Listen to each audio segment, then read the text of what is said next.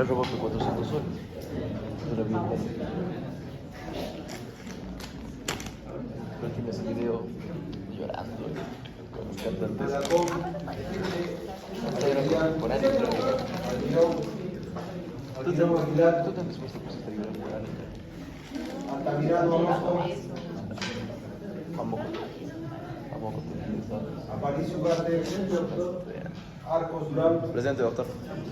García Tapia, Chara Carrera, Checori, Cortés Acuña, Cruz Guamán, Díaz Caler, Díaz Cayer, Fernández Delgado, presente, Flores Carrión, González Salas, presente, Huelpalimachi, Guamán, Valdés, Justiniani Paucar, Lazarino Bejar, López Ramos, Manja, Tatusi,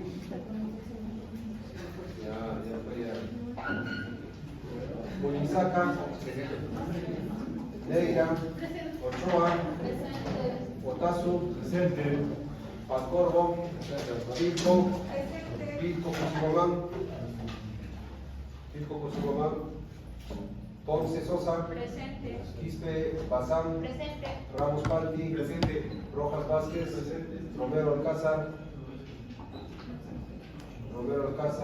Zaire Cuba, Salamanca, Salas Castillo, Salazar Merma, Samán Segovia, Presente, doctor. Tapia García, Paicana, Vargas Ludeña, Vargas Puyo, Velarde, Venero, Vera Torres, Vilca Nina, Yañac, Sea Barzola, y Zúñiga. ¿Qué falta? ¿Tu apellido? Nombre Aguilar. Aguilar, ya está bien. ¿Otro más? ¿Quién más ha llamado tarde y no se le ha llamado? ¿Alguien más? Ya, simpatizar. Ya.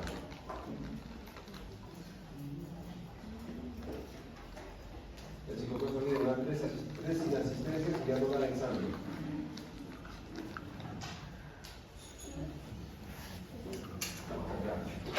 El día de hoy vamos a ver infecciones en piel y tejidos blandos, ¿ya? Y hacemos síndrome energético y necrótico.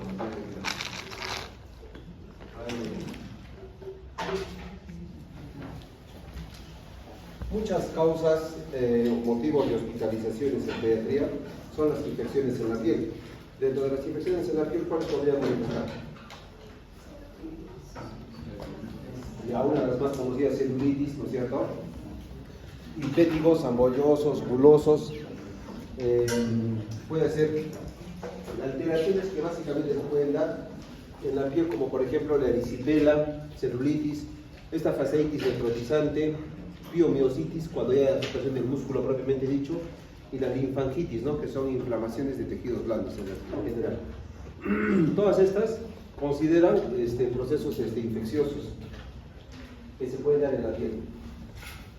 La piel, como ustedes saben, está conformada por la epidermis, la dermis, la hipodermis y abajo la parte del tejido muscular, ¿no es cierto? Normalmente debe haber un equilibrio entre lo que son el huésped y los microorganismos que tienen Nosotros en la piel tenemos bacterias, tenemos hongos, estafilococo, estreptococo, tenemos hongos como cándida, entre otros.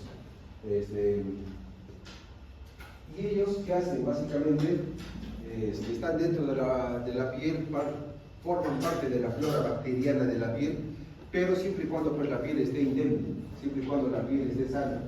Pero si la piel está inflamada, si la piel está infectada, son puertas de entrada para esas bacterias, ¿no es cierto? Muchas infecciones graves pueden empezar en un granito. Te rascas el granito, generas una puerta de ingreso, se inflama, entra la bacteria o el microorganismo, llega a la sangre, septicemia, shock séptico y se puede morir, ¿cierto? O quedar con secuelas graves. Entonces, La piel básicamente es como un mecanismo de defensa. Es importante la integridad de la barrera cutánea, los ácidos grasos y la inmunidad del paciente que pueda tener. También es importante la colonización cutánea por flora transitoria y por toxinas que podamos tener también en la piel. Entonces, en la patogenia o el mecanismo de las infecciones en la piel, vamos a ver que esta es una infección local primaria con replicación in situ de la bacteria, produciendo la formación de exotoxinas circulantes y mecanismos inmunológicos que defienden a ella. Vimos, ¿no?, en la clase anterior, cuando un niño, por ejemplo, tiene el pañal muy húmedo por mucho tiempo, ¿qué pasa con la piel? La piel se altera, se inflama y puede generar como una situación que va a aumentar la colonización de estas bacterias. Javier, escucha, dime, te escucho. Amigo, estoy en clases, Leo, pero no va a ir el día a Rey. Llámale a Liz. Llámale a Liz, Entonces, acá en la tabla 1 vamos a ver tipos de infección cutánea y partes blandas según la localización. Dentro de las más comunes está el linfético. Yo sé que a todos en algún momento les ha podido dar esta infección por linfético. Son lesiones características que se ubican en sitios donde están cerca los orificios, por ejemplo, cerca las fosas nasales, cerca a la boca. ¿Han visto como una costra amarillenta que tienen a veces algunos niños? O alguna vez ustedes han podido tener, no sé, pensaban que era una heridita y lo rascaban y no sanaba, ese es el linfético. El linfético es una de las situaciones más frecuentes en pediatría. Ahora, no todos los linféticos se hospitalizan, solamente se hospitalizan los que tienen repercusión sistémica, los que tienen repercusión hemodinámica o pueden tener alguna otra complicación. La mayoría se trata solamente con antibióticos tópicos y algunos con antibióticos por vía oral. Edema, foliculitis, forúnculo, antrax, hidrosalinitis, erisipela, celulitis, fasciitis, entre otros, ¿no? Y dependiendo de la localización, fíjense, cuando hablamos de linfético es en la parte más superficial, como la epidermis. Si hablamos, por ejemplo, de una fasciitis necrotizante, estamos hablando de una fascia profunda. En la celulitis puede llegar no solamente a la epidermis, no puede llegar a la dermis o tejido celular subcutáneo, que es más profunda. Entonces, las lesiones que por lo general son en la epidermis no se hospitalizan, pues, no requieren mayor cosa que un tratamiento tópico, pero las lesiones que afectan la dermis, tejido celular, músculo o vasos linfáticos se hospitalizan, porque requieren tratamiento endovenoso o antibiótico sistémico. Dentro de la etiología de estas bacterias tenemos varias, ¿no? El Staphylococcus aureus, el Streptococcus pyogenes, el Streptococcus agalactiae, ¿no? Bacilos gram negativos, Clostridium, entre otros, incluso oportunistas o atípicos. Los más prevalentes tienen que ver mucho con la facilidad de diseminación y la frecuencia de lesiones cutáneas. Por ejemplo, el Staphylococcus aureus penicilino resistentes adquirido en la comunidad. Es importante que para hacer el diagnóstico y tratamiento es importante ver la parte clínica. Siempre va a importar la parte clínica. Y yo veo que muchas veces esto es lo que no entienden los internos o los residentes cuando ya están haciendo las prácticas de pediatría. ¿Por qué les digo esto? Porque no le prestan mucha importancia a la clínica. Le prestan más importancia a lo que recibió, al tratamiento clínico o al médico que lo vio antes. Muchas veces llega el paciente y dice, doctor, lo ha visto ya fulano de tal o tal médico y le ha recetado esto. Entonces tú partes de eso y tú asumes que lo que ha dicho el doctor es cierto. Y probablemente no sea así. De repente estaba equivocado, ¿sí o no? Por eso ustedes deben de partir por la parte clínica. Y en la parte clínica está pues todo lo que es la anamnesis, preguntar el tiempo de enfermedad, las circunstancias, situaciones, las enfermedades que puedan tener, etcétera, etcétera. Luego vienen los estudios microbiológicos, y en los estudios microbiológicos vamos a ver las tinciones que se pueden hacer para ver, ¿no?, si es un gram positivo, gram negativo, los cultivos y el estudio de sensibilidad. Siempre es importante en los cultivos ver el estudio de sensibilidad. Si yo le pido un urocultivo, un cultivo de secreción, cultivo de piel, me tienen que decir qué bacteria es y sensible a qué medicamento. Y la sensibilidad se hace básicamente en laboratorio cuando se hacen los cultivos, ¿no es cierto? Se ponen unos disquitos y esos discos generan un halo, y en ese halo significa que tiene mayor efectividad o menor efectividad de acuerdo a qué disco, de qué medicamento le estás poniendo. Es importante valorar la profundidad, la existencia de la necrosis, afectación sistémica o mala evolución. Es importante tener en cuenta antibióticos que cubran estafilococo aureus, biógenes, superficiales tipo tópicos como ácido fusilíco, mupirocina, ¿no? Antibióticos sistémicos como las penicilinas, cefalosporinas, macrólidos o clindamicina. Clindamicina usamos, por ejemplo, para patógenos que pueden causar que sean gram positivos y gram negativos, o anaerobios que puedan afectar la piel. Entonces ahí usamos clindamicina. En recién nacidos, la edad también es importante. Entonces, los estafilococo aureus meticilinos resistentes, ¿no? Clindamicina o los biógenes, entre otros. O sea, te va a decir más o menos cuál es el agente etiológico causal. Dentro de esos medicamentos que les he descrito, todos te dicen qué tipo de administración tiene.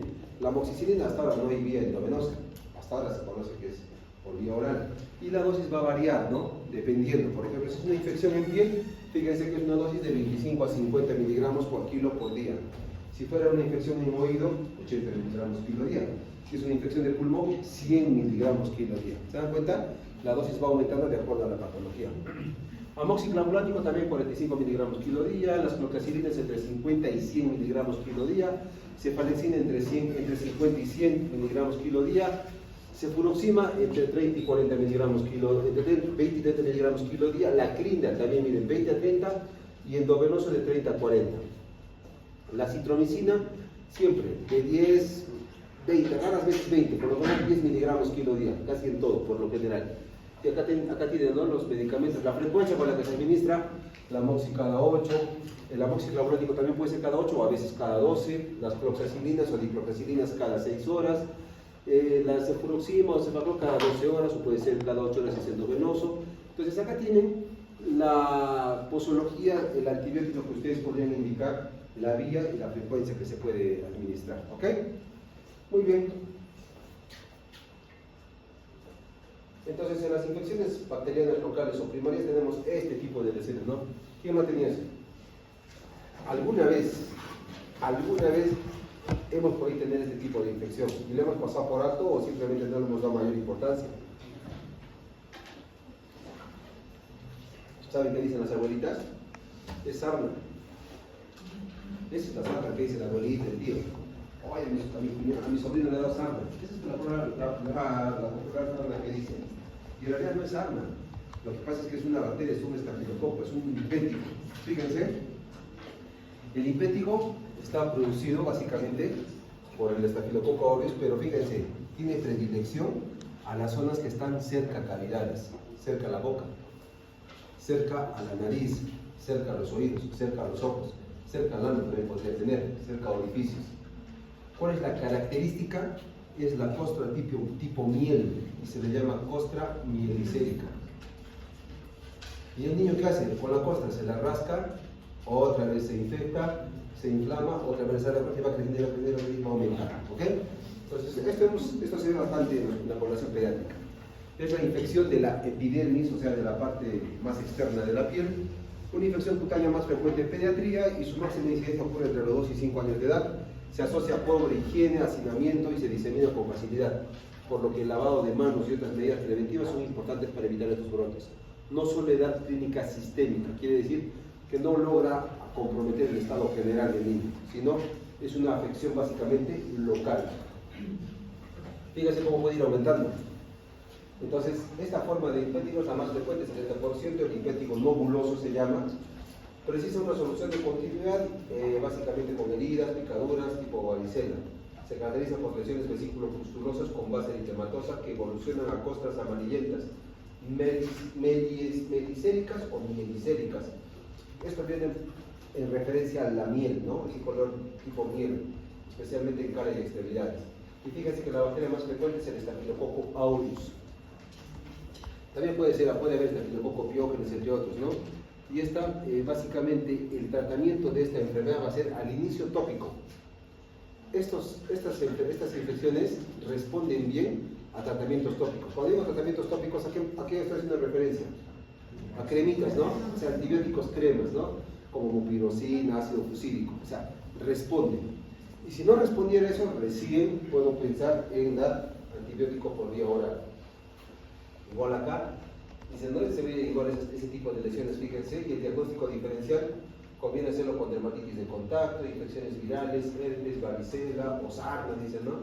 Este tipo de impétigo suele resolverse espontáneamente sin tratamiento y sin dejarse cicatriz alguna.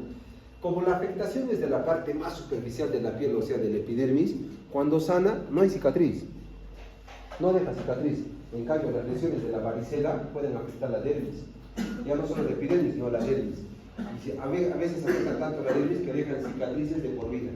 Y muchos tenemos, ¿no? Algún tipo de cicatriz, algún granito que se ha reventado, una costra que se ha caído, probablemente como una secuela de una cicatriz por varicela. El tratamiento tópico o sistémico es muy extenso y acelera su resolución. En caso de impétigos de repetición, la descolonización nasal con antibióticos tópicos, mupirocina, 3 veces al día durante 2 a 5 días puede disminuir la frecuencia de los mismos. Usamos la mupirocina. En el impétigo ampolloso se caracteriza porque las lesiones son, como dice su nombre, ampollares, muy frágiles, que al romperse dejan una zona eritematosa, así como esta. Este tipo de impétigo ocurre más en niños pequeños y no precisa solución de continuidad, y la bacteria implicada es el Staphylococcus aureus, producida de una toxina exfoliativa, dice que actúa a nivel intradérmico. El tratamiento también va a ser tratamiento tópico antibiótico. En cambio, estos, fíjense, este tipo de lesiones ya son más agresivas, ¿no? Como por ejemplo, presenta la forma localizada del síndrome de piel escaldada o estafilocócica. Un niño que venga con este tipo de lesión, para empezar, yo veo, no solamente veo la zona papular, o sea, las pápulas, sino veo toda la piel en general eritematosa, roja, inflamada. Y acá hablamos de los signos de infección. ¿Cuáles son? Calor, dolor, rubor, ¿no es cierto? Calor, rojo. Dolor, porque hay dolor a la palpación o a la manipulación. El calor y el rubor es el color rojo y el calor es la temperatura aumentada en esa zona, probablemente por la infección o la inflamación de esa zona de la piel. El tratamiento de este paciente va a ser obviamente un medio hospitalario o un tratamiento antibiótico endovenoso. El diagnóstico se basa en el aspecto clínico de las lesiones, fíjense, costras mielicéricas o ampollosas flácidas con superficies erosivas, así como es la que se ve acá, y la confirmación se realiza mediante un cultivo o un gram, básicamente del contenido de la superficie. Para hacer este diagnóstico, raras veces mandamos a cultivar. Lo que hacemos es, ya por las características, por la edad de presentación, entre 2 y 5 años, con este tipo de lesiones que empiezan por lo general como granitos, que van aumentando, y ese tipo de costra, tipo miel que va creciendo y va aumentando, hacemos el diagnóstico de impétigo. Y el tratamiento, al inicio, siempre tópico. No responde en 3-4 días, sistémico, vía oral, antibióticos por vía oral, amoxicilina, cefalexina, amoxicilina, lo que quieran. En el diagnóstico diferencial tenemos que diagnosticar al impético no ampolloso, que debe establecerse con tipo de herpes simples, piña de la piel a piña y eczemas agudos. El impétigo ampolloso, que debe establecerse con la necrosis epidérmica tóxica por fármacos, picaduras, con reacción ampollosa o epidermolisis ampollosa. En el tratamiento es importante siempre la buena higiene. Decíamos que esta enfermedad se caracteriza porque el niño tiene poca higiene o condiciones de hacinamiento. Importante recortar las uñas. Parece insubstancial cortarse las uñas, pero no es tanto así, porque puede ser todavía más grave, porque los niños por lo general, si tienen las uñas largas con restos de suciedad o bacterias, se rascan esas lesiones y aumentan, y puede crear sobreinfecciones, aumentar la inflamación, la infección, ¿no? O llevarla a otras partes del cuerpo. La eliminación de las costras y la utilización de antisépticos tópicos no ha demostrado evidencia clínica. No importa retirar las costras, tú le puedes quitar todas las costras, porque agarras una torunda, no sé, con agua oxigenada y le limpias todo, perfecto. Pero no estás tratando la infección. Ese niño necesita antibiótico tópico, porque recuerda que es una colonización bacteriana. Y la bacteria no se va a ir con la limpieza de la gasita, se va a ir con la aplicación del antibiótico. Y dentro de los antibióticos tópicos, el ácido fucílico y la mupirocina, más comúnmente utilizados, limitan la transmisión y el tratamiento de elección en las formas localizadas. Consiguen altas concentraciones en estrato córneo y no se ha descrito resistencias cruzadas con otros antibióticos. O sea, quiere decir que estos responden muy bien a este tipo de agente etiogénico. Las lesiones extensas se recomiendan antibióticos sistémicos, como por ejemplo la dicloxacilina de 100 miligramos kilo día, y otras podrían ser eritromicina o cefalexina. Yo uso bastante la cefalexina para este tipo de lesiones. ¿Por qué? Porque es una cefalosporina de primera generación, tiene una buena concentración que es de 250 miligramos en 5, se administra cada 8 horas y tiene buen sabor. Entonces, el niño lo tolera y le va a ir bien, ¿no? En cambio, la eritromicina, los que han tomado alguna vez eritromicina, tiene un sabor bastante metálico y muy granulado y te deja como un mal sabor en la boca y los niños no lo toleran. Entonces tú le puedes indicar bien, pero no te va a seguir el tratamiento porque no le va a gustar el tratamiento al niño. Las formas de infético con múltiples lesiones son de gran extensión, localizaciones difíciles de tratar, zonas perioorales, pliegues. Si existen factores subyacentes como dermatitis atópica o diabetes, también se debe de tratar y se afecta a varios miembros de la familia o escolares. Se debe prescribir antibióticos sistémicos efectivos frente a los estafilococo y estreptococo, tipo cefaloxilo, amoxiclavuránico, penicilinas, amoxicilinas, cloxacilinas o macrólidos en casos de hipersensibilidad a beta-lactámicos. Si tengo un paciente que tiene alergia a las penicilinas, debo usar macrólidos. Siempre recuerden, alérgicos a penicilinas, usamos macrólidos. ¿Cuáles son? Claritro, acitro y eritro. De todos, mejor es la acitro. ¿Por qué? Porque se administra una vez al día, tiene mejor sabor y el niño tolera el medicamento como debe ser, ¿no? Tratamiento con antibióticos antiestafilocócicos en el caso de una mala evolución o sospechar de un estafilococo aureus meticilino resistente. Fíjense, este tipo de lesión es como una piel escaldada. Esto se llama una estafilodermia. Yo tengo que pensar que acá hay el estafilococo que está en la capa más superficial de la piel, ya está afectando planos un poco más profundos o se está generalizando en el área que está ocupando esta infección. Y eso puede comprometer el estado del paciente. Esta niña se debe hospitalizar, ella no se puede ir a su casa. No le vas a poner ella cremita con pirocina acá, tienes que darle antibiótico sistémico para poder controlar la infección. Otra enfermedad es la foliculitis, ¿no? Viene de folículo, forúnculo, algunos llaman también antrax. Es una infección superficial del forúnculo, básicamente piloso sebáceo, especialmente en el cuero cabelludo, nalgas, extremidades producidos por el estafilococo aureus. Inicialmente producen una pápula eritematosa, evoluciona a pústula central, ¿no? Factores predisponentes son la falta de higiene, humedad, uso prolongado de antibióticos, puesta producida por Candida malacia, entre otros, ¿no? Entonces, en el forúnculo o antrax es ese tipo de lesión, ¿no? Que por lo general vemos pues, en la cabeza de los bebés. Algunos dicen, esa es la miasis. La miasis es una enfermedad propia más de los trópicos, no sé, digamos, Quillabamba, Puerto Maldonado, en donde la mosquita o el salpulito, el insecto pone, demuestra su huevo y crece, ¿no? Una larva, un gusanito, ¿sí? Otras enfermedades también, por ejemplo, parecidas, esa es la enfermedad de la larva migrans cutánea, no sé si alguna vez han visto. Son larvas que migran por la piel, y se llama migrans cutánea porque migran por la zona dérmica, y esto es más en partes cálidas o zonas cálidas, y esas bacterias o esos parásitos avanzan por toda la piel. En este no, esta básicamente tiene que ver con el folículo piloso. Es un nódulo inflamatorio profundo dentro o alrededor del folículo piloso, que puede estar originado por una foliculitis previa, cursa con supuración y necrosis, lo que lleva a una destrucción del folículo y una cicatriz residual.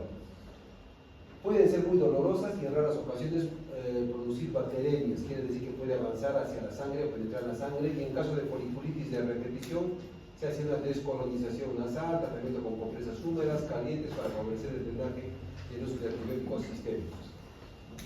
La hidrosalinitis, por ejemplo, igual acá, es una inflamación crónica y purulenta de las glándulas apocrinas, especialmente de la axila, región anogenital, usan con nódulos solitarios o múltiples, dolorosos, eritematosos, abscesos profundos, que a veces requieren curas, quirúrgicas.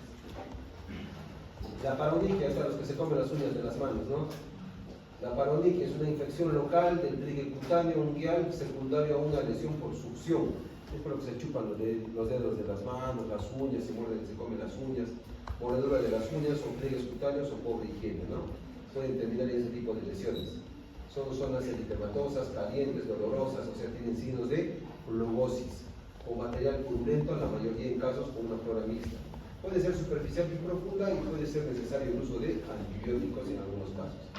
Este es otro caso, ¿no? Como celulitis, fíjense acá, toda esta zona está completamente afectada, inflamada, eritematosa, signos de flugosis, calor, rubor, dolor. cuando ustedes tengan un niño con una celulitis, por ejemplo, en el brazo, ya digamos que esta parte tiene la celulitis en el brazo, siempre tienen que ver el lado contralateral. No se quede solo con este brazo. Que se muestran el otro brazo y hacen una comparación. Y en la comparación, ustedes tienen que ver esos signos de plegosis. ¿Cuáles son? Color. El color de este brazo es diferente al de este brazo. El que no tiene infección, no sé, pues tiene un color normal. El que tiene la infección está rojo. ¿Sí? Ese es el color. Luego viene el calor y tocas con el dorso de la mano. Temperatura normal, un poquito más caliente de lo normal. Tiene calor, rubor y dolor. Le tocas, no le duele. Acá le tocas y tiene mucho dolor. Entonces te habla que esta zona está infectada, está inflamada. En esos casos de celulitis, nosotros en pediatría lo que acostumbramos a hacer es hospitalizarlos y darles tratamiento en hospitalización. Porque a veces puede que la celulitis sea controlable. Le dan el tratamiento antibiótico, pero el papá se olvida porque va a trabajar. Le dejó a la nana y la nana no le dio. O peor, le da a la abuelita y la abuelita lo perdió. Entonces el niño, cuando regresa al hospital después de 3 o 4 días, llega más comprometido con afectación sistémica que puede alterar incluso su estado general. ¿Entienden? Entonces, esos pacientes se deben de hospitalizar. Entonces, esos son los signos de edema, que tiene calor, dolor, rumor, etc. A veces tienen síntomas constitucionales, ¿no? Dependiendo de la bacteria, decimos Staphylococcus pyogenes o Staphylococcus aureus, otros pueden ser tipo neumococos, salmonelas, entre otros. Y las complicaciones básicamente son complicaciones a nivel articular, a nivel de hueso propiamente dicho, tromboflebitis, bacteremias, entre otros. El diagnóstico: 25% aspirado, biopsia y hemocultivo, 70% la úlcera. En la ecografía se ve un absceso subcutáneo y el diagnóstico diferencial es por reacción alérgica o a picadura de insectos, dependiendo. Por ejemplo, el tremenda celulitis de esta niña en esta zona de la pierna necesita tratamiento antibiótico. Y el tratamiento antibiótico no vamos a esperar a hacerle un cultivo. Algunos dirán, pero doctor, primero le hago el cultivo y luego veo qué germen es y luego le doy el antibiótico. Ya, está bien, pero eso va a demandar para que salga el estudio del cultivo unos 3 a 5 días. Y la niña no puede estar 3 a 5 días esperando a que le inicies antibiótico hasta que sepas qué le vas a dar. El antibiótico siempre en estos casos es antibiótico espíritu. ¿Qué significa? Tengo que empezar algún tipo de tratamiento. Si yo creo por mis estudios, por mi experiencia, que puede ser un Staphylococcus aureus que no es meticilino resistente, le doy amoxicilina, amoxiclavulático. Ya le quiero dar endovenoso, oxacilina o clindamicina. Y en 72 horas lo revalúo.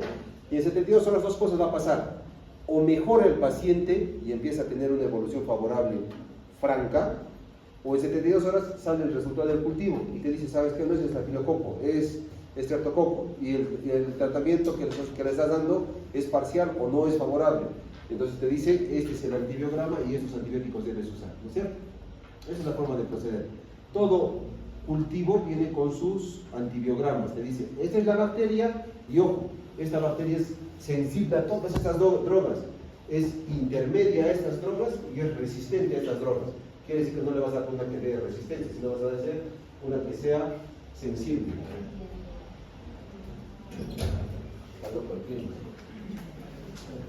Y las celulitis complicadas vamos a usar antibióticos de mayor espectro, ¿no? Como por ejemplo vancomicina, clinda y el linezolid. En la linfangitis o alteraciones o inflamaciones a nivel de los ganglios, también, fíjense, puede ser de etiología por Staphylococcus pyogenes, aureus, Pasteurella, entre otros. Y en la clínica tiene igual la misma clínica: calor, dolor, rubor, y el tratamiento va a ser con aspirado biopsia. Y a nivel imagenológico también se puede por una tomografía. Y en el tratamiento, fíjense, tratamiento antibiótico endovenoso, banco o daptomicina, entre otros. Tratamiento alternativo, linezolid o ceftaroline, entre otros. Y este tipo de lesiones ya es otra cosa, ¿no? Tenemos una niña así en pediatría, ¿no? En la cama 278 creo que es, la niña que tiene la lesión en el pie. Ella empezó como un esguince, les contaba. Le pusieron cremas en plastos y a través de esas cremas en plastos entró una bacteria por la piel hacia la zona articular y generó un absceso. Ese absceso fue drenado, produjo sepsis, shock séptico, ha hecho paro cardíaco a la pequeña,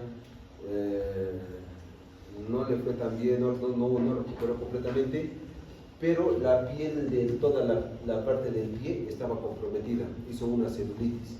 La celulitis avanzó a una fasciitis, tanto así que se veían los tendones y los huesos del pie. Sí se veían.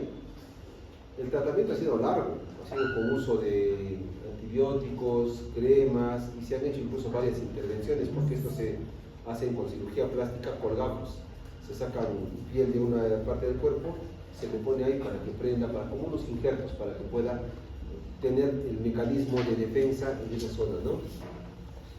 Entonces, en estos casos de fasciitis necrotizante, fíjense, la infección es más profunda, rápida y progresiva, afecta el tejido subcutáneo y la fase superficial. La etiología a veces es polimicrobiana, ¿no? En los tipo 2 puede producir un tipo gangrena estreptocócica, el estreptococo grupo A, factores predisponentes como por ejemplo varicela, quemaduras, entre otros, o gérmenes como intrahospitalarios como la pseudomonas aeruginosa. Y en la clínica básicamente vamos a ver que hay una zona eritematosa, edematosa, sin límites netos, calientes con dolor a la palpación. Este tipo de fasciitis, ¿ustedes creen que se va a curar pasándole alcoholcito acá? Le pasa alcoholcito y le tapo con una velita. No, ellos entran a curas quirúrgicas, entran a sala de operaciones y cortan todo este segmento necrosado, curan, hacen sus emplastos, sus gasas furacinadas, después injertos y así todo el tiempo, y el procedimiento es largo, ¿ya? Esas lesiones pueden ser rápidamente progresivas, presentando una placa tipo azul grisácea, formas ampollares frecuentes en las extremidades, isquemia de la piel y necrosis, y pueden producir el shock tóxico estreptocócico. Para el diagnóstico podemos utilizar la exploración física, laboratorio, cultivo, radiografía o resonancia. Fíjense las complicaciones, obviamente, si las lesiones son más profundas, ¿no es cierto?, las bacterias pueden entrar pues, a la sangre y diseminarse en todo el cuerpo, y pueden producir estados de sepsis, shock tóxico, shock séptico, coagulación, tipo de coagulación intravascular diseminada, compromiso multisistémico con dificultad respiratoria, entre otros. Y el tratamiento, fíjense, el debridamiento quirúrgico en sala de operaciones. Todos los antibióticos que puedan tener a la mano, penicilina, aspirina, metro, genta, cefalosporina, banco, lo que tengas tienes que dar. ¿Por qué? Porque ese pequeño puede hacer un shock tóxico y se va a morir. Entonces tienes que darle lo más fuerte posible. En general, las infecciones en pediatría como en los pacientes adultos son infecciones que tienen que ver de la parte exterior hacia la parte interior. Las infecciones en piel por lo general empiezan así. Una infección en la piel no va a empezar de dentro hacia afuera, sino es de fuera hacia adentro. Me sale un granito, lo reviento el granito, no me limpié la mano, contaminé esa zona. Pasan los días, se inflama, se hace un forúnculo y el forúnculo va aumentando, va creciendo, tú lo sigues hurgando, no le recibes el tratamiento adecuado, llega el momento en que el forúnculo se resuelve y te deja una gran cicatriz. ¿Sí? O en el caso de los niños, la celulitis, por ejemplo, por estar con el pañal húmedo todo el tiempo están con el pañal húmedo, la piel se pone roja, se inflama, hay una lisis a nivel de la superficie externa del estrato córneo, va avanzando, celulitis generalizada, y compromete el estado renal del niño. Entonces, la piel tiene un sentido y es barrera. La piel es como un mecanismo de defensa, es como una armadura que tenemos ante diferentes noxas, ante diferentes patógenos externos que pueden entrar en nuestro cuerpo. Por eso tenemos la piel. Y la piel varía, ¿no es cierto? No es lo mismo la piel o el estrato córneo del dorso de mi mano que el de la palma de mi mano, o el de mis labios y el de mi mucosa, que está más dentro. Tenemos diferentes tipos de piel de acuerdo a la zona donde está localizada. ¿Ya? Entonces, chicos, en general, las infecciones en piel en los niños podemos tratarlas al inicio con antibióticos tópicos, dependiendo de qué tipo de infección es, y posteriormente ya consideramos el tratamiento antibiótico. Siempre hay que considerar el antibiótico para infecciones en piel. No podemos decir, infección en piel viral, no se les va a ocurrir, ¿no es cierto? No, esta es una infección viral, como el doctor dijo alguna vez, más son virales, no hay que observarlo. No puede esperar, y tienes que dar antibiótico tópico o antibiótico por vía oral, ¿ya? A veces, digamos, si es un impétigo, digamos, pequeño, se puede autolimitar, de repente con buena higiene, lavado, se autolimita, pero cuando son grandes o no son fáciles de controlar, antibióticos tópicos y luego antibióticos sistémicos, ¿ya? Queda la clase entonces de infecciones de piel y tejidos. Preguntas, chicos. Recontra fácil, ¿no? Todo dermatología hemos visto bien en 20 minutos. Y quería ver esto más con ustedes. Es pequeño el tema, eso es concreto nomás, para ver algunas cosas que nos interesan, ¿ya? Síndrome nefrótico y el nefrítico. Igual que en nefrología, igual, en pediatría también nosotros tenemos el síndrome nefrótico y el síndrome nefrítico. A ver, levanten la mano, ¿qué significa nefrótico? ¿Quién sabe? ¿Pérdida de qué? Proteínas. Proteínas. ¿Por dónde? Por la orina. ¿Y nefrítico? Hipertensión. Hematuria. Miren, hematuria e hipertensión, nefrítico. Proteínas, pérdida de proteínas por la orina, nefrótico. ¿No es cierto? Entonces, más o menos por ahí va la cosa, ¿ya? Entonces, vamos a ver estos dos tipos de síndromes en los pacientes pediátricos. En el síndrome nefrótico, tenemos estas características particulares en el niño. Es un niño que tiene los párpados inflamados, edematosos. No solamente los párpados. En los pacientes pediátricos, lo que se edematiza primero es la zona genital. En los varones los testículos y en las mujeres la zona vulvar. Entonces, así como se inflaman en los párpados, también en los niños se inflama la zona genital. Y va a haber una proteinuria, quiere decir que va a haber una pérdida de ¿qué? De proteínas por la orina. Va a haber una hipoalbuminemia, va a haber edemas y una dislipidemia, ¿ya? Entonces, las características del síndrome nefrótico es dislipidemia, edema, hipoalbuminemia y proteinuria. Ese es un síndrome nefrótico, ¿ya? Y los signos clásicos son esos. Y hablamos de proteinuria cuando la concentración va de 40 miligramos por metro cuadrado por hora de proteínas, o el índice unitario de proteína creatinina es más de 2 gramos, o hay una hipoalbuminemia menor de 2.5 gramos por decilitro, o hiperlipidemia, aumento de los triglicéridos, por así decirlo. Entonces, en una sola diapositiva ya ustedes saben todo lo que es síndrome nefrótico. De los dos, entre el síndrome nefrítico y nefrótico, ¿cuál es el más común en los niños? ¿Cuáles creen? ¿El nefrótico o el nefrítico? El nefrótico es más común. Es raro que vean un nefrítico. Lo más común es que vean nefrótico. Entonces van a ser niños que vienen hinchados y pueden tener edemas en extremidades. Y si le haces un dosaje en orina de proteínas, vas a ver que va a tener mucha pérdida de proteína a la que le corresponde. ¿Ok? Ese es un nefrótico. En la epidemiología vamos a ver que es más frecuente en niños, tiene una relación hombre a mujer entre 1.5 a 2. El pico de presentación es a nivel en edad preescolar, o sea, estamos hablando de 3 a 4 años, de 2 a 4 años, con incidencia de 2 a 4 años por cada 100.000 o de 3 a 5 años, ¿no? En el síndrome nefrótico tenemos el síndrome nefrótico córtico sensible. ¿Qué significa? Significa que el 80% de los niños con síndrome nefrótico responden a corticoides, son córticos sensibles. Solo un 20% son córticos resistentes. ¿Qué significa? Que no responden a corticoides. Entonces la pregunta de cajón sería, ¿cuál es el tratamiento del síndrome nefrótico? Corticoides. Pero yo le puedo empezar corticoides a un paciente de frente. Antes de empezar corticoides, ¿qué tengo que ver? ¿Qué ves? ¿Ah? Vamos, ¿qué ocurre? Callados, escuchen. Está pensando.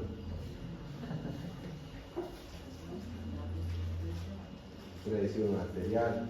Antes de empezar corticoides, ¿qué verías? Estado inmunológico. ¿Qué más harías?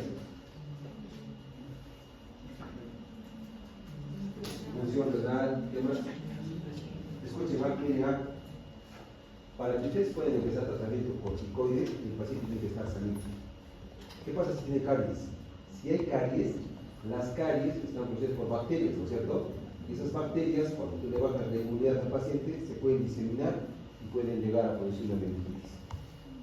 Entonces, ¿qué hacemos con los pacientes antes de empezar tratamiento con corticoides? Desfocalizamos. Quiere decir que lo vea el odontólogo para que vea si tiene o no tiene caries. Si tiene caries, se las cura. Después vemos si tiene o no cuadros infecciosos. Si tiene infección urinaria, le tratamos la infección urinaria antes. De repente por ahí tiene una neumonía, se trata la neumonía antes, o sea, lo que sea. Primero se trata y luego se debe tratar. Una vez que el paciente ya es estable inmunológicamente, quiere decir que no tiene infección, recién empieza el corticoide. Y el corticoide que se le da para el síndrome nefrótico son corticoides a dosis un poquito más altas. porque lo que buscamos es inmunodeprimir al paciente para que su organismo no genere más problemas de este síndrome nefrótico. Cuando hablamos de síndrome nefrótico, ustedes ya a nivel nefrológico, cuando han hecho nefrología, se acordarán el glomérulo, ¿no es cierto?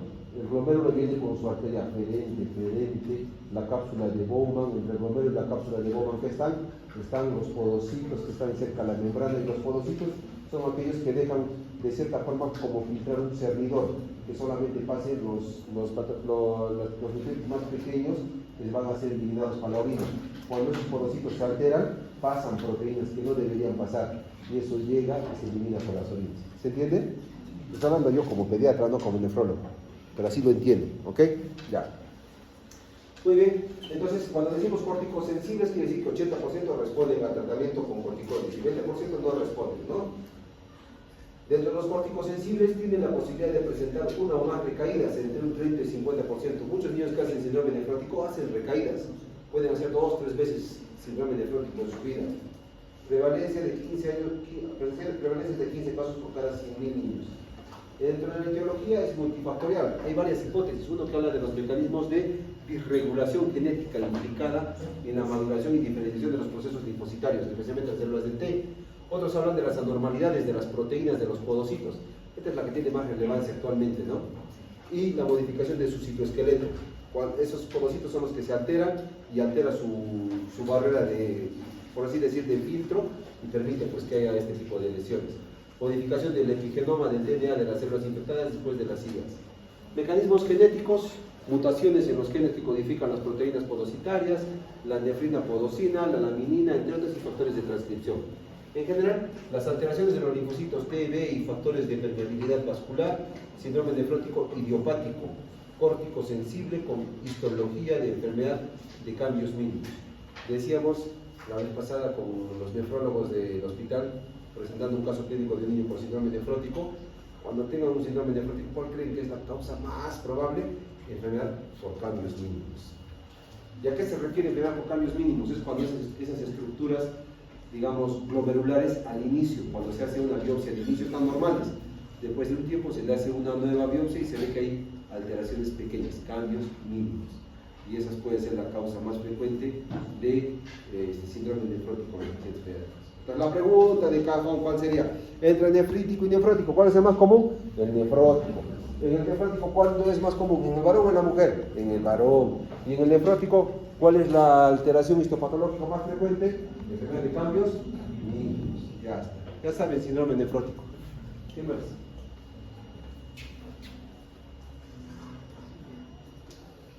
La retención de sodio y el edema secundario a la hipovolemia y activación del sistema renina-angiotensina-aldosterona, se produce una proteinuria, hipoalbuminemia, disminución de la presión oncótica plasmática. Cuando hay una disminución de la proteína, o sea, cuando hay pérdidas de la proteína por la orina, lo que va a haber es una disminución de las proteínas intravasculares.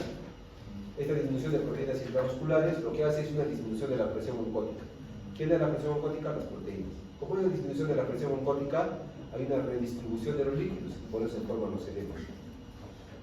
Va a haber una translocación de líquidos del espacio intravascular al intersticio, y eso va a producir la disminución del volumen vascular, activación del sistema renina-angiotensina y vasopresina, disminución del péptido natriurético y retención de sodio y agua a nivel renal, y se produce el edema comportal, ¿no?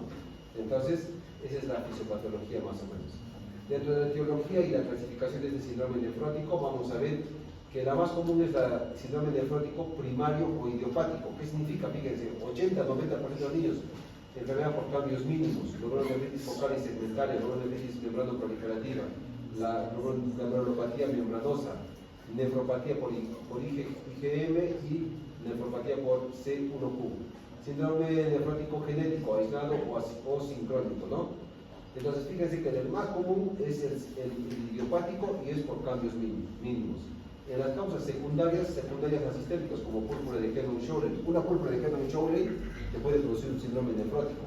Un lupus eritematoso también.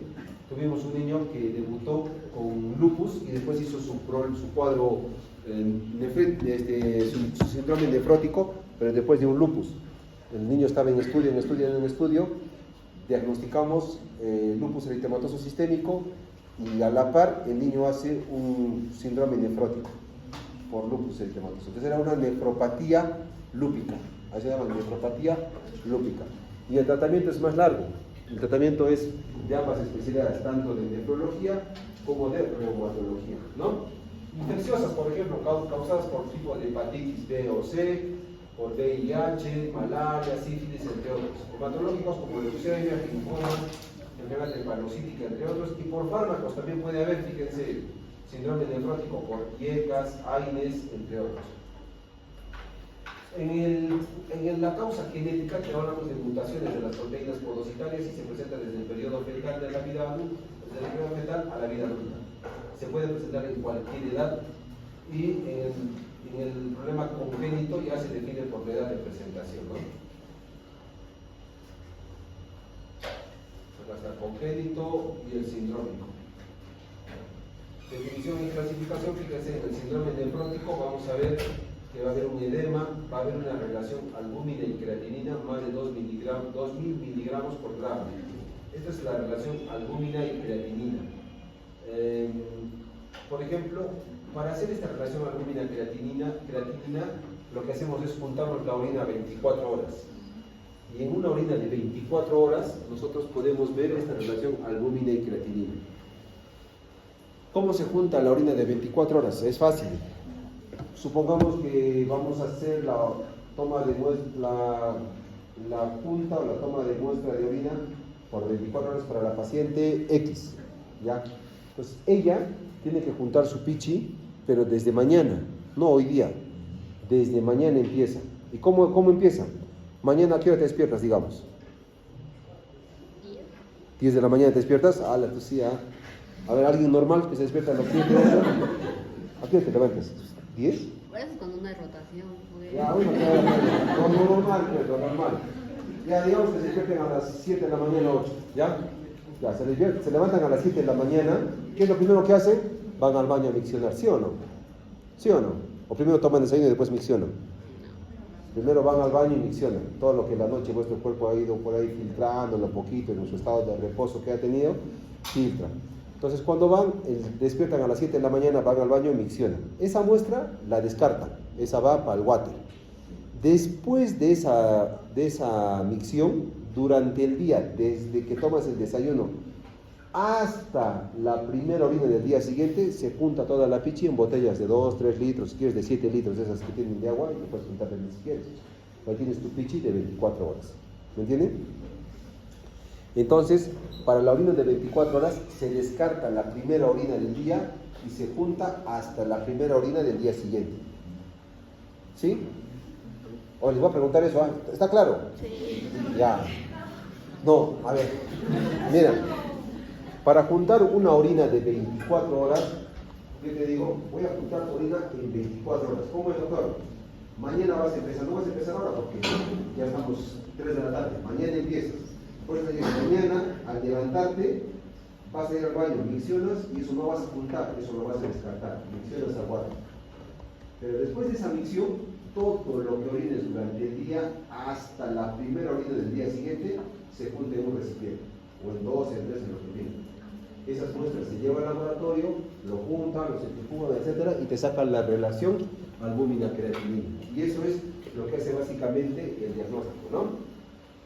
Y también vamos a ver a nivel de sangre la hipoalbuminemia, quiere decir que va a haber una disminución de las albúminas a nivel sanguíneo. Eso es lo que hace que disminuya la presión oncótica.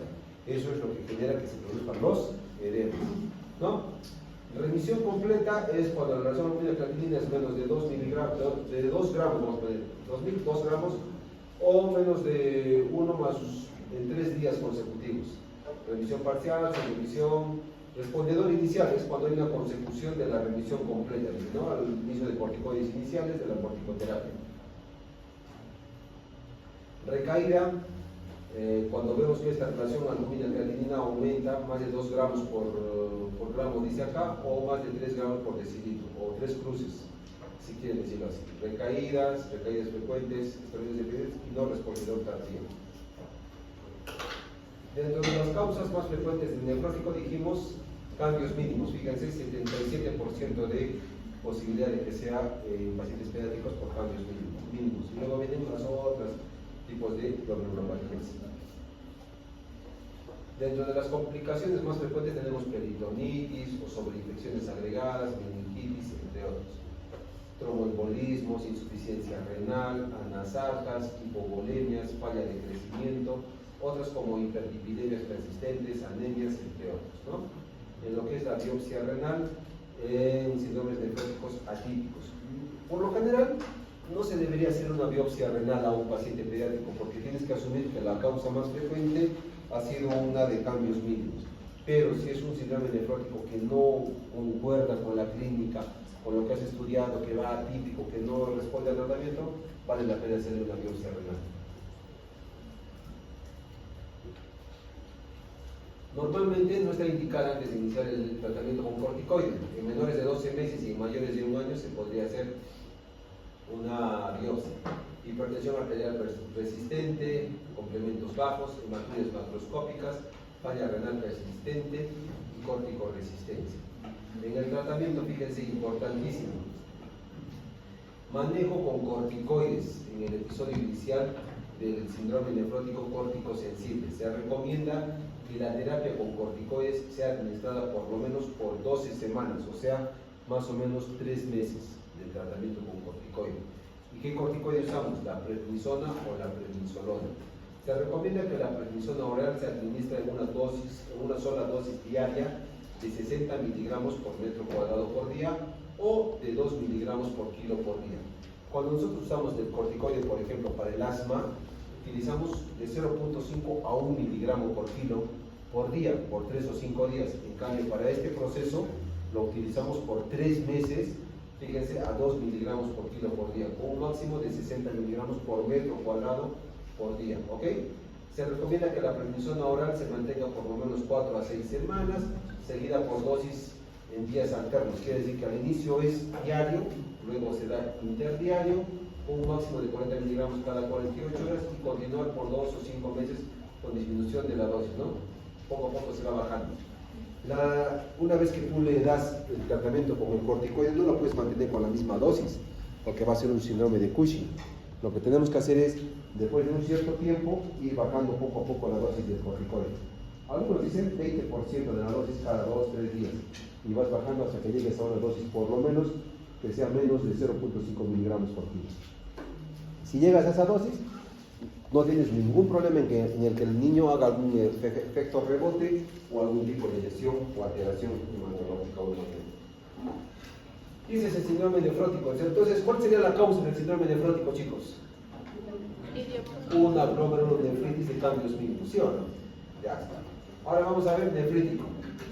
En el nefrítico, vamos a ver que esta es una constelación de manifestaciones clínicas causadas por un proceso inflamatorio del glomérulo. La inflamación es por lo general autoinmune. ¿Qué significa? Que el propio cuerpo es el que genera la inflamación y produce disminución de la filtración glomerular con retención de sodio y agua. ¿Qué va a pasar con el paciente? Va a tener oliguria, quiere decir que va a orinar poquito a poco, varias veces, ¿no es cierto? O en menor cantidad. Va a haber proteinuria, pero no en rango nefrótico, quiere decir que va a haber proteinuria, pero que no llega al rango nefrótico. Va a haber una disminución de la filtración glomerular, va a haber presencia de edemas y lo más importante, como va a haber retención de sodio y agua, hipertensión arterial y aumento de la presión venosa. Entonces, en el síndrome nefrítico, a diferencia del nefrótico, fíjense, aumento de la presión, ¿sí o no? Hematuria, puede haber edemas y puede haber proteinuria, pero que no llega a rango nefrótico, una discreta proteinuria, ¿ok? En este problema, la causa no es un problema glomerular propiamente de cambios mínimos, mucho menos, sino esto se da por un cuadro inmunológico, porque el propio cuerpo está generando este tipo de inflamación. ¿Ok? ¿Claro? Muy bien. Entonces vamos a ver que la forma más frecuente de glomerulonefritis en pediatría es la post-estreptocócica. Fíjense, el 70% post-estreptocócica. Quiere decir que este paciente ha estado expuesto a esta bacteria. Puede ser por placas en la garganta, por neumonía, lo que sea, pero ha tenido estreptococo. El riesgo de desarrollar glomerulonefritis luego de la infección por una cepa nefritógena de estreptococo es aproximadamente de un 15%. El periodo de latencia entre la infección respiratoria y la nefritis va de 1 a 2 semanas. y en el caso de pielonefritis de 4 a 6 semanas. O sea, quiere decir, fíjense bien, si el paciente tenía un problema neumológico o un problema epidérmico de contaminación o infección por el estreptococo, por esta cepa estreptocócica, ¿no? Hay una posibilidad de que 1 o 2 semanas después de esta infección el paciente haga un síndrome nefrítico. Entonces, cuando ustedes tengan un síndrome nefrítico, tienen que preguntar al paciente o a la mamá, 1 o 2 semanas antes, ¿el niño estaba bien? No, doctor, tenía un problema respiratorio, tenía una faringoamigdalitis, le dieron antibiótico. O no, doctor, tenía una enfermedad en la piel o tenía un antecedente. ¿Me entienden? Pues eso es lo que dice. Se va a producir un daño glomerular que puede ser por causas genéticas, inmunológicas y una alteración en la perfusión y coagulación. Básicamente lo que va a haber es una respuesta inflamatoria en la que va a haber un daño capilar, aumento del diámetro del poro de la membrana basal, alteración en la permeabilidad y el paciente termina siendo hematuria. La hematuria de un síndrome nefrítico tiene características porque van a salir los glóbulos rojos en forma de cilindros, ¿no? ¿Cómo se llama eso? ¿Ah? ¿Perdón? Cuando el laboratorio ve una muestra de orina con sangre, y lo ve en el microscopio, ¿qué forma tiene la sangre? Con un glóbulo rojo, y como un cabrescoide, ¿no es cierto? Es así como un platillito, digamos, ¿sí o no? Cuando el laboratorista ve ese tipo de glóbulos rojos, dice, acá viene un sangrado. Entonces este sangrado puede ser, digamos, un sangrado de la uretra, puede ser, es un sangrado de la vejiga, puede ser, es un sangrado del uréter, puede ser. A veces pasa un calculito por ahí que el riñón pasa y los cálculos no son pues, completamente esféricos, tienen biseles, puntiagudos. ¿Y qué pasa? Que pasa el cálculo, desgarra la pared del vaso y sangra. Y el sangrado es de ese tipo de características del glóbulo rojo. Pero cuando el glóbulo rojo atraviesa el glomérulo, es como que si yo quisiera atravesar por un espacio pequeño, ¿no? Entonces atravieso esos pasos y paso, pero mi forma se altera. Se llama crenocitos. Entonces lo que busca el laboratorio son crenocitos en orina. Los crenocitos también se les llama glóbulos rojos amorfos, glóbulos rojos alterados, ¿no es cierto? O a veces glóbulos rojos cilíndricos. Si eso ve el laboratorio, él te va a decir, mira, han salido glóbulos rojos crenados. Quiere decir que su problema no es en vía urinaria, sino es más arriba, es a nivel glomerular. ¿Claro? Ya está benéfico. ¿Qué más? Ya está. Pero de una disminución de la superficie de infiltración glomerular, contracción del mesangio, disminución de la tasa de infiltración glomerular, oliguria e hipertensión arterial con la retención de agua y otros. Fíjense que en este caso la etiología siempre ha sido la exposición al estreptococo, y es un estreptococo nefritogénico. Es un estreptococo que se ha presentado en mamíferas, en piel o donde sea, pero que ha llegado al riñón y ha tenido una repercusión a nivel renal. Si es bacteriana, es importante saber si ha tenido faringoamigdalitis o ha tenido alteración cutánea, puede ser un poco metabólitico de grupo A, puede ser un endocarditis, es raro, o cortocircuitos ventrículo-peritoneal o vehicular, abscesos, neumonías, meningitis, entre otros. Virales, más raros todavía, hepatitis B, hepatitis C, VIH, Epstein-Barr, entre otros. Parasitarias, más raras todavía, malaria, esquistocitosis, toxoplasmosis, filariasis. Hongos, cándida, riqueza, más rara todavía. Y los casos de síndrome nefrótico por enfermedad sistémica, acá sí hay enfermedades sistémicas como lupus, púrpuras, vasculitis, entre otros. Entonces, en el síndrome nefrítico, vamos a ampliar acerca de la anamnesis, el antecedente que ha tenido el paciente, ¿no? Faringitis, infecciones cutáneas que puede tener. También ver datos personales o familiares, doctor, su papá también ha sufrido de problema renal, su hermano también, puede ser también genético, hereditario, que era. Y en la parte clínica, la presentación más frecuente. Siempre estos cuadros infecciosos están 2 semanas o entre 2 y 4 semanas antes del inicio de la enfermedad. Entonces es importante saber cuándo tuvo la enfermedad, ¿ok?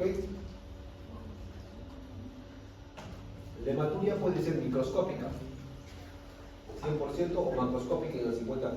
Puede presentar edemas en un 80%, e hipertensión arterial del 70%.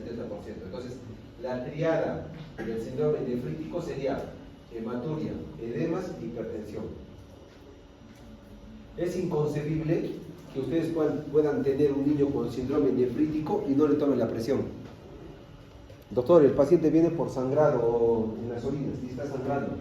No puede ser su regla. ¿Ah? Puede ser. A veces unas niñas coinciden con su regla y llegan por orinas básicamente hematúricas. Y la hematuria realmente debería ser como el lavado de carne. Cuando ustedes lavan carne, sí, así debe ser la pizza. O a veces vienen con falsas hematurias. La niña ha comido beterraga y salen sus orinas rojas. Lo mandas al laboratorio y le encuentran los glóbulos rojos. No es sangre, sino es el tinte de la beterraga que se ha agitado y pasa por la muestra. Entonces, cuando ustedes tengan un paciente con probable hematuria, niño, tienen que tomarle presión arterial. Porque si a eso se suma edema, hipertensión y hematuria, nefrítico, lo más probable. ¿Ya? Muy bien. ¿Qué más? La injuria renal, dice, injuria renal aguda, en el 25 a 30% de los pacientes con requerimiento de diálisis, en un 5% de los casos. Raros son los niños que terminan en diálisis. La proteinuria suele ser moderada, no es una proteinuria de rango nefrótico. ¿No? La proteinuria masiva de rango nefrótico se presenta alrededor de 2 y 4% de los pacientes. O sea, doctor, algunas síndromes nefríticos pueden tener proteinuria de rango nefrótico, sí, esos se llaman los síndromes nefríticos nefróticos. Y es común en pediatría. ¿Ya? Oliguria un 30-50%, entre otros, ¿no? Diferenciación de hematuria extraglomerular y glomerular. Es importante el color, fíjense, cuando es extraglomerular, o sea, cuando no es de glomerular, el color es rojo o rosado. Cuando es de causa glomerular, el color es rojo, marrón, ocre o tipo Coca-Cola. Esta es la verdadera hematuria que es el síndrome nefrítico. Coágulos presentes en el extraglomerular y en el glomerular no hay coágulos, están ausentes. La morfología de los eritrocitos son normales cuando es extraglomerular, por eso les decía que el glóbulo rojo mantiene su forma normal, pero los que son de causa glomerular son dismórficos, o sea, son crenados, son tubulares, cilíndricos, por así decirlo, ¿no? Y acantocitosis ausentes en el extraglomerular y pueden estar presentes en los que son del nivel glomerular. Muy bien, en el examen de orina es importante un sedimento urinario, orina de 24 horas, proteinuria de 80-90%, menos de 50 miligramos por kilo, fíjense. Hemograma, leucocitos, hacemos electrolitos, siempre dosamos ANA y ANCA, ¿por qué? Porque tenemos que descartar problemas sistémicos o inmunológicos. Estudios de imágenes, hacer radiografía de tórax, porque a veces ves la placa de tórax y tremenda neumonía por ahí. Quizás la causa era el estreptococo neumonía que produce un problema renal. Electrocardiograma, sobrecarga ventricular y alteraciones del medio interno, fondo de ojo. Indicaciones de biopsia cuando la evolución es rápidamente progresiva, cuando hay hipocomplementemia persistente más de 8 semanas, cuando hay una proteinuria masiva más de 4 a 6 semanas, cuando hay hematuria macroscópica más de 6 semanas y asociado con enfermedades sistémicas. En el tratamiento es importante el reposo relativo, la dieta y los medicamentos. En los medicamentos, si todavía la infección está presente, usamos medicamentos anti-estreptocócicos, por ejemplo, ¿no? Tipo penicilinas, eritromicinas. Podemos usar diuréticos si la función renal nos lo permite. Si el paciente puede orinar bien, no hay problema, furosemida. Antihipertensivos como IECAS, nifedipino, entre otros, ¿no es cierto? Y nitroglicina.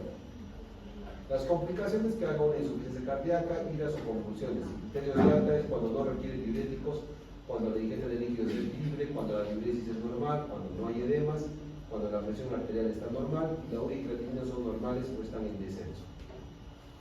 Entonces, en el síndrome nefrítico, chicos, lo que vamos a ver básicamente es el antecedente de alguna infección y, por lo general, infecciones por estreptococo hemolítico del grupo A. O sea, faringitis, faringoamigdalitis, neumonías o enfermedades en la piel.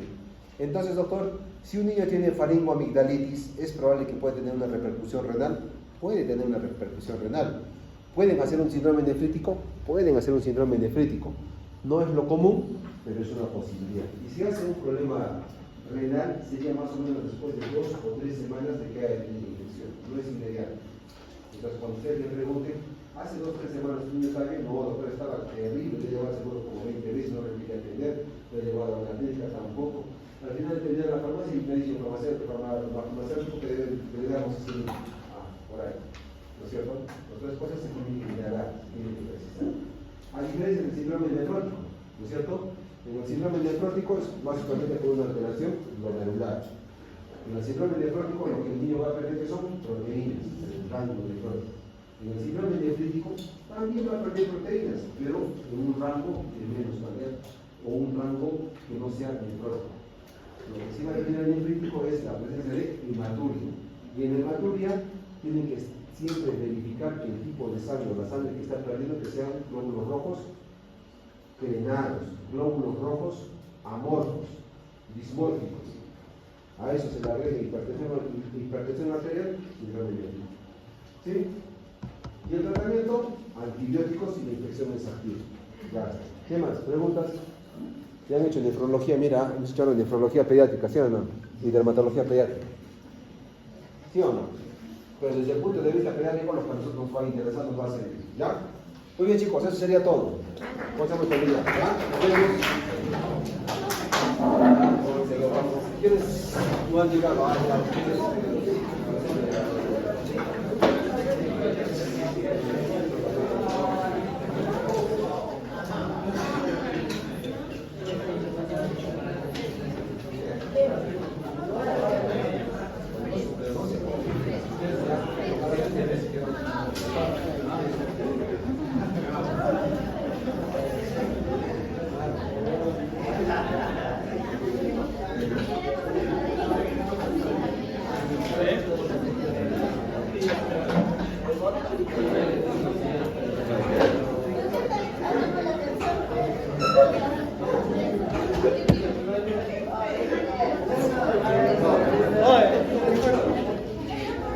Char, tu mamá me ha pegado.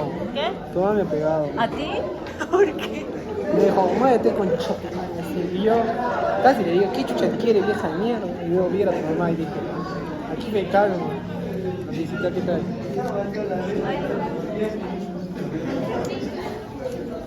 ¿Qué fue con tu primo? Te veo muy feliz, ¿portaste? ¿Se cayó? Puta madre.